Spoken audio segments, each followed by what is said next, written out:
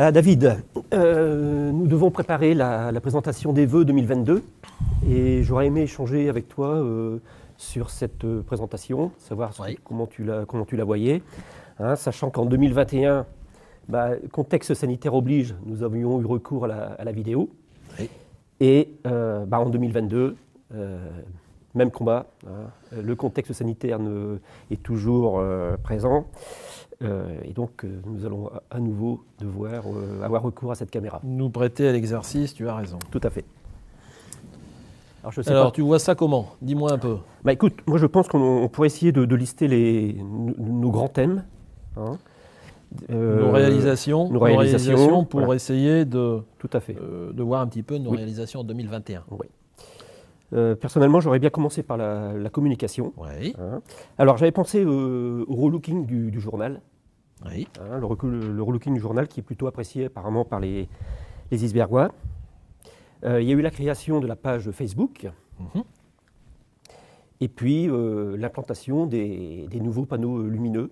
Oui. Tiens, c'en est où justement les panneaux lumineux? Alors, les panneaux lumineux, il y a 6 nouveaux panneaux. Oui. Hein. Il y en a 3 qui sont actuellement en mode de fonctionnement, oui. Et puis les 3 autres en cours de déploiement et qui devraient fonctionner d'ici quelques semaines. Ça ne saurait tarder. Bon. Voilà en ce qui concerne la communication. Je ne sais pas quel autre thème tu souhaiterais aborder. Bon, moi j'ai envie de je sors de l'EHPAD, donc j'ai trouvé une transition très facile. On va parler de la vie de nos aînés, peut-être. La vie de nos aînés, oui. Hein, la vie de nos aînés.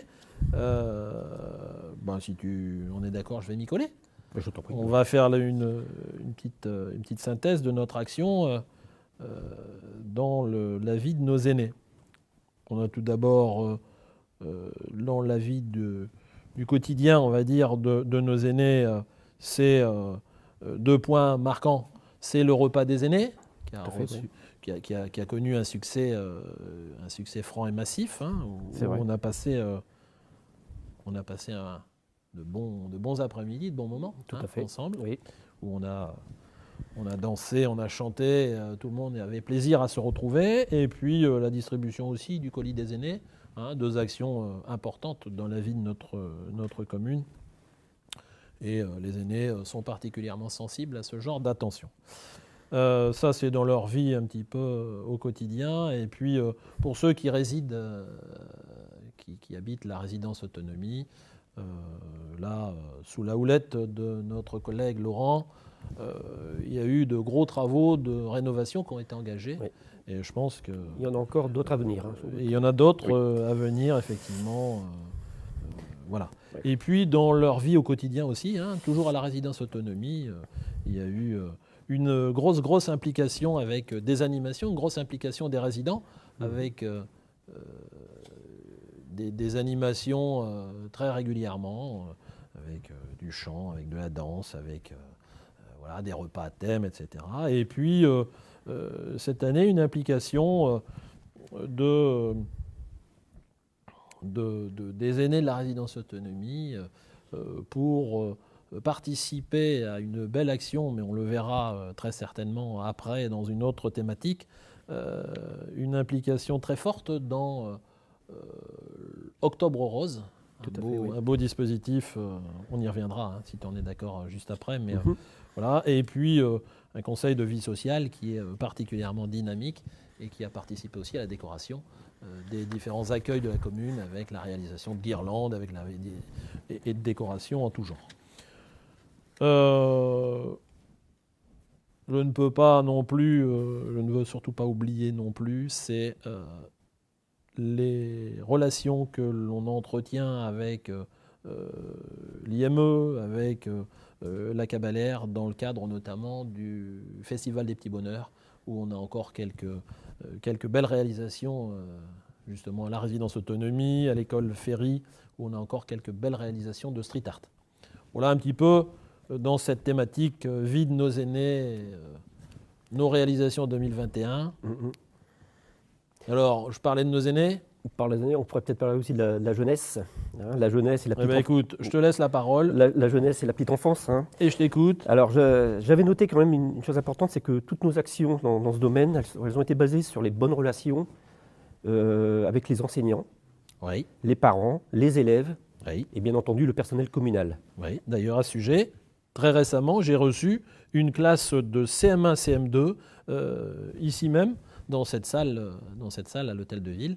J'ai reçu très récemment une classe de CM1, CM2 qui était venue dans le cadre de ses cours d'histoire-géographie, était venue visiter l'Hôtel de Ville et se former, s'informer sur le fonctionnement d'une collectivité comme la nôtre. D'accord. Et je me suis bien volontiers prêté au jeu et j'ai accueilli avec Laurie, nous avons accueilli cette classe avec grand plaisir. D'accord.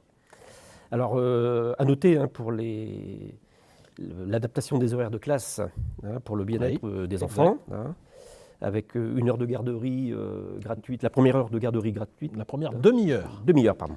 Demi-heure gratuite. Permets-moi de te corriger, parce que si on annonce à la cérémonie des vœux première demi-heure. 1 heure de gratuité, à mon avis, ça va faire première demi-heure de garderie, je corrige.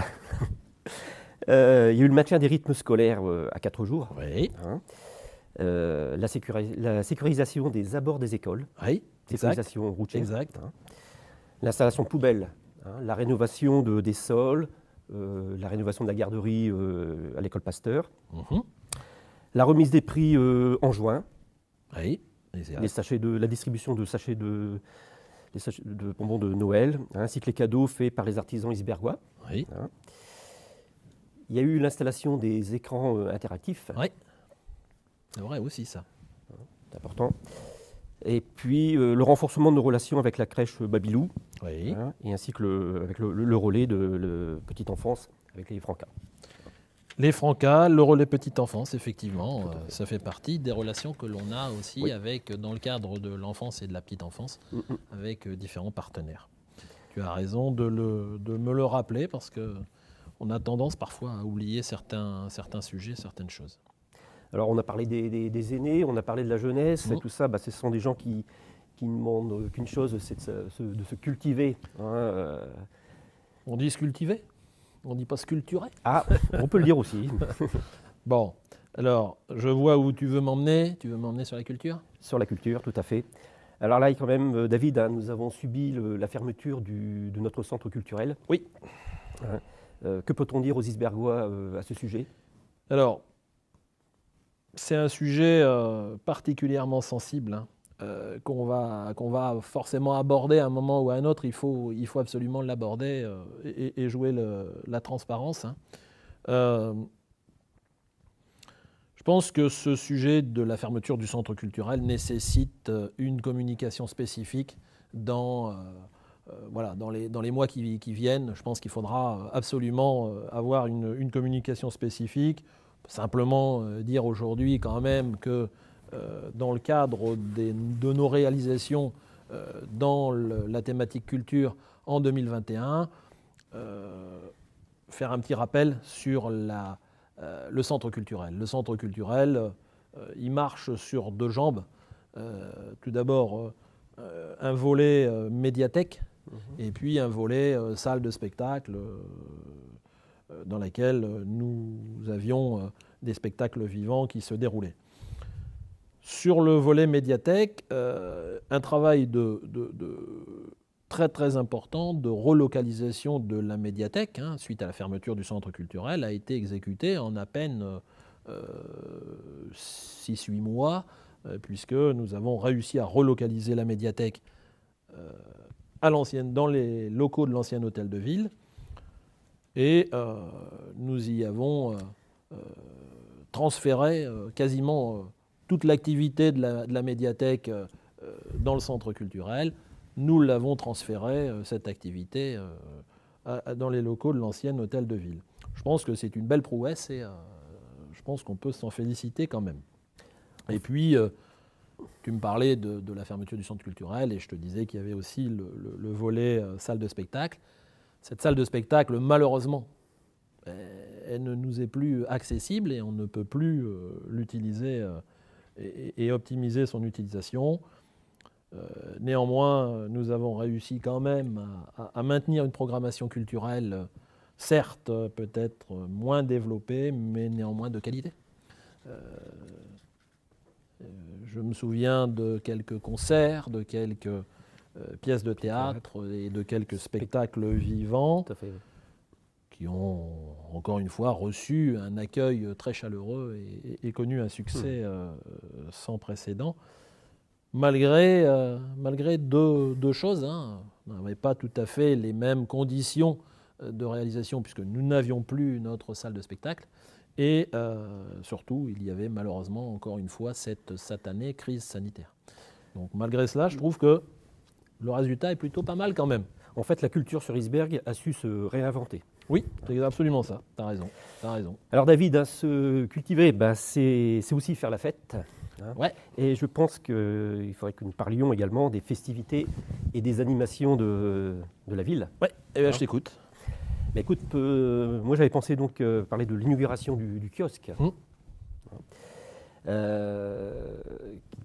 L'inauguration qui a connu un certain succès, hein, malgré une météo un petit peu hésitante. Hein. Moins qu'on puisse dire. Il y a eu la cérémonie des noces hein, pendant le week-end de la fête des mères. Ouais. Alors avec une particularité, hein, c'est qu'il y a eu la promotion 2020 oui. et la promotion 2021, puisque oui. la promotion 2020, on n'avait pas pu la faire en raison de la crise Covid. Oui. Il y a eu l'opération cadre de vie et des maisons fleuries. Oui. Hein. Il y a eu les illuminations de Noël pour les particuliers. Oui. Il y a eu l'opération Octobre Rose. Oui, grosse activité hein, durant le mois d'octobre. Et je pense qu'on peut se féliciter et remercier nos deux collègues qui étaient à l'initiative de ces belles manifestations et de ce beau dispositif. Oui. Puisqu'il y a eu quand même il y a eu l'organisation d'une marche, oui. D'une conférence, d'un repas à thème à la résidence autonomie. Oui. Hein. Il y a eu les animations d'Halloween. Oui. Hein. Il y a eu le village de Noël. Oui. Et puis alors d'autres, bon nombre de manifestations en partenariat avec les associations. Ouais. Hein. Alors par exemple notre dynamique comité des fêtes hein, qui s'est récemment renouvelé. Oui. Hein. Il y a le Grand Prix d'Isbergues hein, qui est incontournable de notre commune. Oui. Hein. Et puis il y a eu également les cérémonies patriotiques. Oui. Hein. Et les cérémonies patriotiques, elles ont été organisées de manière parfois un peu étriqué parce que voilà, on s'est parfois retrouvé à une dizaine de personnes parce qu'on ne pouvait pas faire plus. Hein. Malgré tout, on a su célébrer le 11 novembre de manière un peu plus... De belle manière. De belle manière, parce qu'il y a eu la participation des écoles primaires, hein, en particulier les classes de CM2. Absolument. Un moment particulièrement émouvant. Et c'est un moment assez émouvant, oui, tout à fait.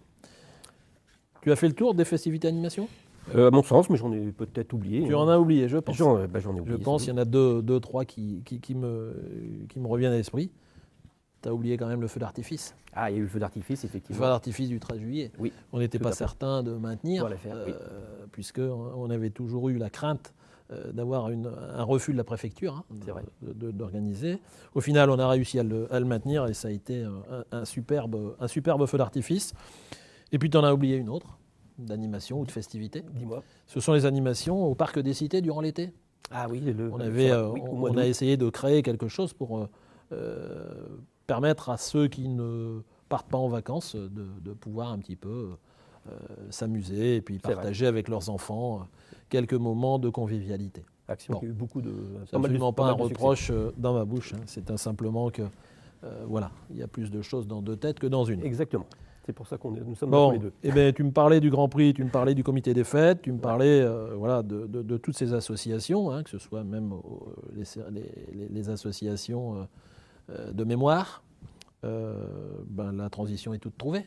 Je pense qu'on peut parler du monde je vais essayer de faire un petit résumé de l'action en ce qui concerne la vie associative et sportive de notre amie Sandrine. Je pense qu'on peut se féliciter,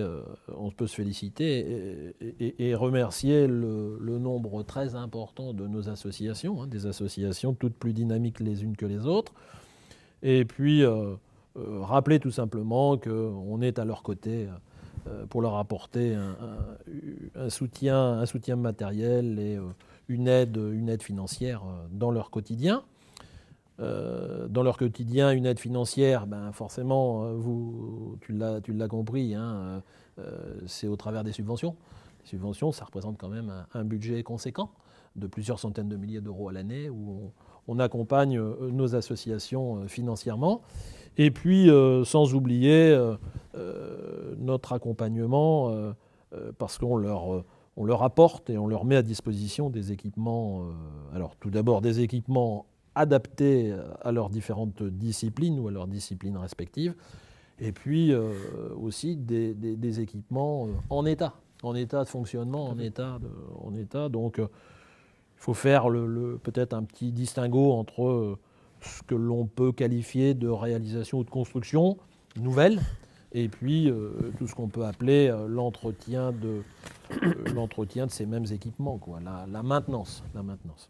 Bon, je ne vais pas en faire une liste à l'après-vert, hein. Ça n'a pas grand intérêt, même si toutes ces petites interventions du quotidien en termes de maintenance, ça a énormément d'importance. Ce n'est pas forcément visible, mais ça a une importance cruciale. Je vais quand même citer quelques aménagements phares. Tout d'abord, le boulodrome à la Roupie, création d'un boulodrome à la Roupie. Oui. L'ouverture de ce qu'on peut appeler le clubhouse dans la salle au complexe Basely, hein, qui fait le lien entre la cuisine, on va dire, et puis la salle de sport. On peut citer aussi la réfection de la toiture du complexe Jaurès, ou encore l'achat de matériel à destination de différentes associations. Bon, je pense qu'on pourrait développer largement, mais on verra tout ça au moment de faire un bilan exhaustif. Voilà.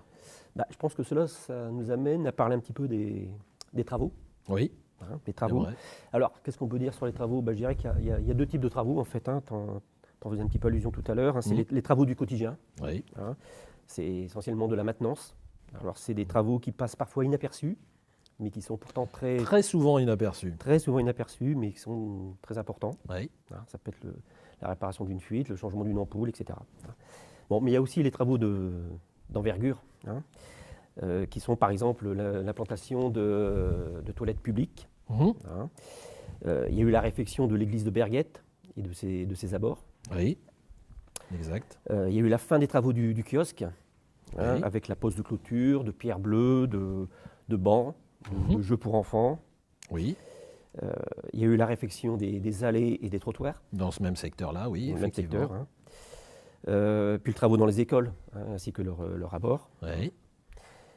La création du terrain synthétique. Oui. Gros chantier. Gros chantier, gros investissement. Alors, gros investissement, et puis surtout un chantier qui était quand même attendu et espéré depuis plus de 20 ans. Et puis, on a eu la chance de pouvoir le faire en à peine un an. Tout à fait. Donc, je pense qu'on pourra s'en féliciter et s'en réjouir aussi pendant de nombreuses années. C'est vrai. Alors, il ne faut pas oublier, ce sont les espaces verts, hein, oui. Puisqu'il y a eu la plantation de 29 000 bulbes. Hein, et on verra donc le résultat, je pense, au printemps. Hein. Et puis l'acquisition de différents matériels, hein, pour assurer donc ces travaux, par exemple la machine qui sert à désherber les caniveaux. Hein. Voilà.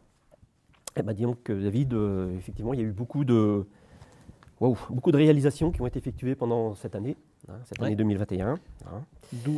D'où l'intérêt, à mon avis, de réussir à faire une rétrospective pour essayer d'être le plus complet possible. C'est vrai. Parce qu'on a tendance à oublier. Hein. On peut dire parfois qu'on a la mémoire courte. Ben oui, souvent on a la mémoire courte. On s'aperçoit qu'en à peine un an, 2021, on a quand même réalisé beaucoup de choses. Alors, on n'est pas là pour faire de l'autosatisfaction. On est là entre nous, on échange. Moi, j'aimerais quand même pouvoir porter un regard un peu plus critique sur notre action en 2021. Tout d'abord, revenir très rapidement sur la fermeture du centre culturel, qui a été quand même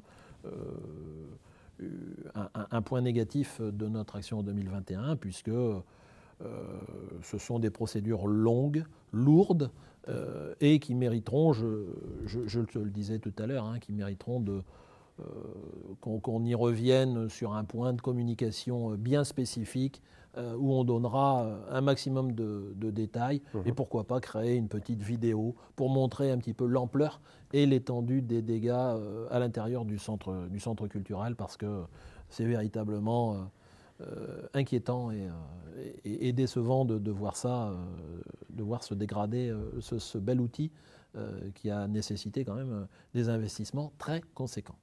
Voilà. Bon, ça c'était le premier regard un petit peu, le premier aspect de ce regard un peu plus critique que je souhaitais apporter à notre échange d'aujourd'hui.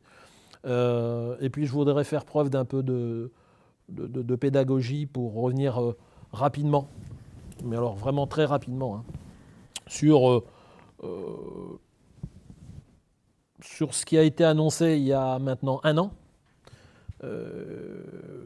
et qui n'est pas achevé. Qui n'a pas abouti. Voilà, qui n'est pas achevé, voire qui, pour certains sujets, n'a peut-être même pas démarré, n'a peut-être même pas commencé. Bon, je suppose que tu vois à peu près de quoi je veux parler. Il y a peut-être la vidéoprotection, par exemple. Il y a la vidéoprotection, il y a le skatepark. Moi, personnellement, je me déplace souvent en vélo. Ouais. Et j'aimerais bien qu'on puisse avancer sur les modes de cheminement doux. Tu as raison, ça en fait partie. Les modes de déplacement doux, les modes de cheminement doux, ça en fait partie.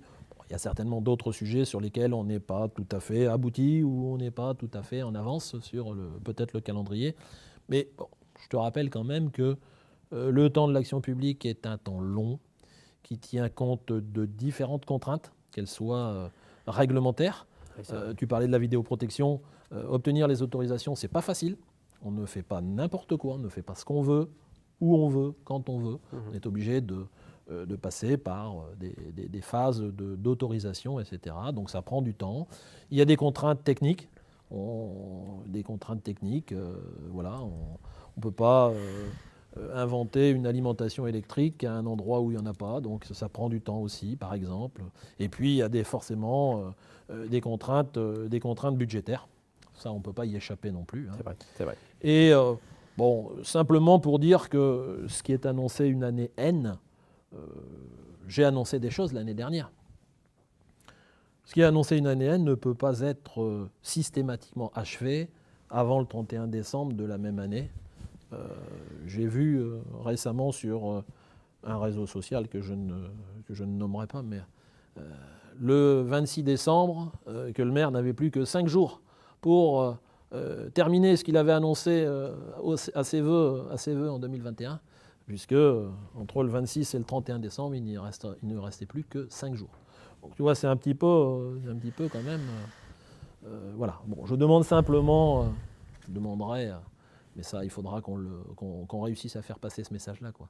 Avoir un petit peu de patience. On est tous un peu impatients, mais je pense qu'il faut absolument être patient. Je pense qu'on a fait à peu près le tour. Je pense, oui. Je voudrais quand même échanger avec toi et profiter de l'occasion qui m'est donnée pour mettre à l'honneur, pour remercier tous les acteurs, tous ces acteurs qui... sans qui rien de tout ce que l'on a pu mettre en œuvre et faire et réaliser en 2021 n'aurait été possible. Je veux parler bien évidemment au premier plan des personnels communaux, des élus, qu'ils soient conseillers consultatifs, qu'ils soient conseillers municipaux, qu'ils soient adjoints, qu'ils soient maires délégués au féminin. Tu sais très bien que nous avons la chance d'avoir 2 dames pour nous accompagner, toi et moi, et on est vraiment dans la parité, puisque le maire est un homme, son premier adjoint est un homme, et les 2 maires délégués sont 2 femmes. Voilà, donc ça fait 2 à 2. La balle au centre. Et sans oublier, bien sûr, l'ensemble de nos administrés, puisqu'ils participent tous à leur manière à la vie de notre commune. toutes ces personnes, j'ai coutume de les appeler les travailleurs de l'ombre. C'est vrai. Hein, et tu le sais d'ailleurs. Tous ces travailleurs de l'ombre qui s'impliquent, qui s'investissent au travers des groupes de réflexion, au travers des groupes de travail, dans les différentes commissions, et qui participent tous très activement à la vie de notre ville et à la dynamique de mise en œuvre de notre projet. À cela, à ces remerciements, je pense qu'on ne peut pas oublier non plus tous nos partenaires. Tout ce qu'on vient de lister là dans notre rétrospective 2021, on se doit de remercier nos partenaires que sont la région des Hauts-de-France, le département du Pas-de-Calais, la communauté d'agglomération Béthune-Bruère, Toilis-Romane, les différents partenaires institutionnels, la CARSAT et d'autres, et le monde économique. Après tout ce que l'on vient de se dire, Eric, moi j'imagine bien une petite rétrospective en images, parce que une vidéo vaut certainement mieux qu'un long discours. Tout à fait. Et on peut, sur le chemin, pour aller rejoindre nos collègues élus, on peut peut-être se l'imaginer, cette vidéo de rétrospective sur notre action 2021. Eh bien, allons-y. Eh bien, on y va. Allez.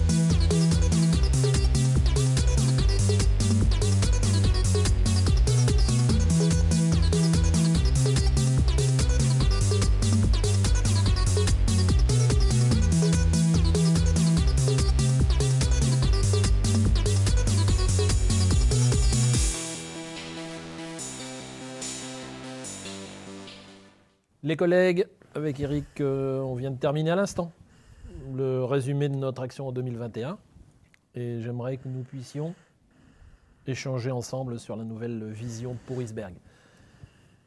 En 2021, on vient de s'apercevoir qu'on avait quand même posé collectivement les bases de notre action et que pour 2022, nous allons ouvrir une nouvelle ère afin de décliner notre projet pour la ville à moyen et à long terme. Un projet à l'échelle d'une décennie, n'ayons pas peur des mots. Et c'est autour de projets structurants, nous allons pouvoir co-construire un schéma d'aménagement cohérent. Cohérent dans le temps et cohérent dans l'espace. Dans l'espace, le point central de ce schéma d'aménagement sera le quartier de la gare, sur lequel nous nous appuierons pour mener une politique du logement, une politique de l'habitat très ambitieuse, avec plusieurs gros projets qui vont sortir de terre en 2022, en 2023 et au-delà. Nous aurons bien évidemment aussi des actions à mener sur d'autres thématiques, hein, puisque l'aménagement du quartier de la Gare ne sera pas uniquement sur une politique du logement. On aura des actions à mener sur la mobilité. Eric, tout à l'heure, me disait la mobilité douce. Ben oui, les modes de cheminement doux, ça va être aussi une particularité de notre projet et un point fort de notre projet pour éviter notamment le tout voiture. Hein. On aura aussi des actions, et là je m'adresse à toi Véro, c'est sur le développement économique. On a déjà plusieurs friches qui ont été rénovées et on est allé à la reconquête donc, de ces friches, notamment ces friches commerciales. Hein. On aura aussi des actions sur ce que l'on peut appeler les fondamentaux, hein. La propreté, la sécurité, l'embellissement, bref, le cadre de vie, notre cadre de vie, celui de nos habitants. On aura aussi à travailler sur la solidarité envers les plus fragiles d'entre nous, nos aînés, notre jeunesse, Laurent, Laurie, nos aînés, notre jeunesse, et puis les personnes en situation de handicap. Une cohérence aussi dans le temps, avec la mise en place, et là je m'adresse plus à toi Marie-Paul, avec la mise en place de plans pluriannuels d'investissement, où il nous faudra réfléchir au financement en matière de voirie, en matière de rénovation de notre patrimoine, que ce soit des bâtiments communaux, que ce soit nos églises, et notamment l'église d'Isberg qui a besoin d'un bon coup de jeunes, puisque malheureusement c'est un édifice qui est classé et qui a besoin d'un gros chantier de rénovation. Et puis nous aurons aussi quelques équipements à penser et à créer. Voilà. Bon, tout cela, vous le savez, ça nécessite du temps, hein. Ça nécessite des moyens humains, des moyens financiers, des moyens matériels. Et on ne peut pas échapper non plus à une participation et à une implication les plus larges possibles. Alors pour cela, vous le savez, hein, mais je vous le rappelle quand même, nous nous sommes engagés dans une démarche participative avec l'aide de l'agence d'urbanisme de l'Artois, hein, que nous avons déjà rencontré à plusieurs reprises. Et puis nous avons associé, bien évidemment, tous les Isbergois qui le souhaitaient à venir nous rencontrer pour coécrire ce projet. Nous nous appuyons aussi sur nos associations pour un projet pour Isberg, pour ses habitants, un projet durable économiquement, écologiquement et socialement. Voilà un petit peu le triptyque de notre projet. Tout simplement, le bien vivre à Isberg et faire que nous soyons fiers et heureux de vivre à Isberg. Des points d'étape seront réalisés très régulièrement, en toute transparence, dans les semaines et les mois à venir. Pas le tout d'annoncer des choses. Alors encore une fois, ce sont des choses qui sont annoncées en 2022, mais qui se réaliseront au fil du temps. Mais nous ferons des points d'étape pour informer la population, informer nos administrés de l'état d'avancement de notre projet. Après toutes ces paroles, il ne faut pas qu'on oublie non plus les raisons de notre rencontre d'aujourd'hui, puisque c'est tout simplement pour présenter à l'ensemble des Isbergois nos vœux de santé, de bonheur et d'épanouissement pour 2022.